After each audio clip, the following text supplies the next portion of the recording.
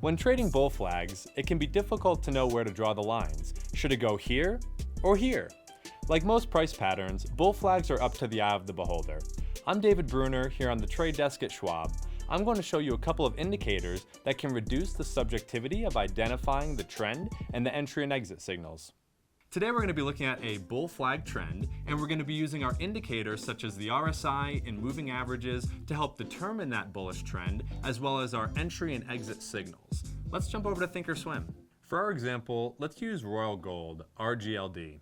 Remember, this is just an example and not a recommendation. The combination of indicators hasn't been back-tested, and there's no guarantee of profitability.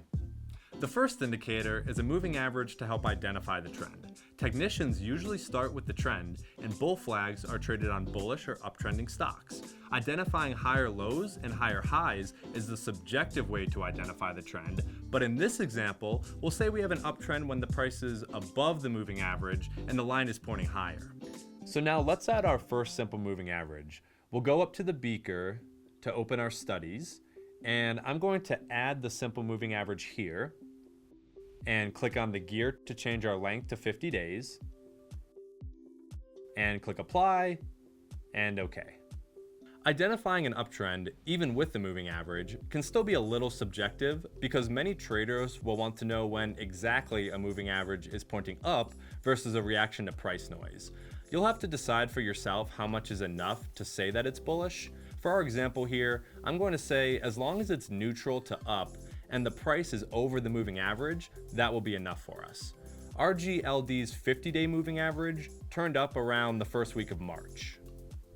Technicians may argue what constitutes a flag pattern, but generally they are those downswings or pauses that take place in a trend before the price moves higher. Commonly, traders will draw a resistance line to identify the flag and create an entry signal when it's broken.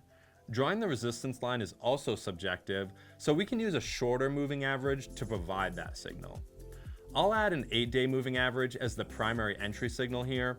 Consider going long when the price breaks above that 8-day average.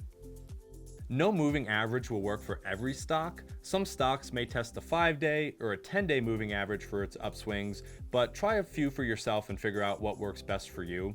An 8-day does split the difference between these moving averages, and some traders like an 8-day because it's a Fibonacci number, so let's use that today. So if we zoom in here, we can see that RGLD broke above that 8-day moving average back on April 9th. Next, the RSI will be our confirmation signal. The RSI, or Relative Strength Index, is an oscillator that tracks price momentum. When the RSI line is rising, the price has bullish momentum. On our chart, now we're going to add the RSI. When the price breaks above the 8-day moving average, we'll look for the RSI to come out of the lower reversal zone and create a hinge. A hinge occurs when the RSI line turns bullish between these reversal zones. Many technicians consider a hinge to be a good signal in uptrending stocks because it suggests stronger price momentum. So it looks like the bears weren't able to push the RSI line to the lower reversal zone, so the bulls appear to have the momentum. The RSI confirms our 8-day crossover signal with this bullish hinge. Let's say we bought the stock at the close for 164.74. Because swing trading often takes place in a tight window, a quick exit may be needed to maximize the gains. Therefore, we may choose to put this trade on a short leash. The exit we'll use here is to close when the price breaks below that 8-day moving average. We can still get back in if a new entry signal appears. We don't just have to treat this stock as a one and done event. Be careful though, depending on your broker and the type of vehicle you're using, this could result in higher trading costs. On April 22nd, the stock closed below that 8-day moving average. Let's say we sold on the close at 181.35. Moving averages and the RSI can be helpful tools to reducing uncertainty around trading signals. Feel free to mix these in with whatever else you're using when you're trading to complement your strategy. Experiment with these tools using paper money to find a mix that works for you.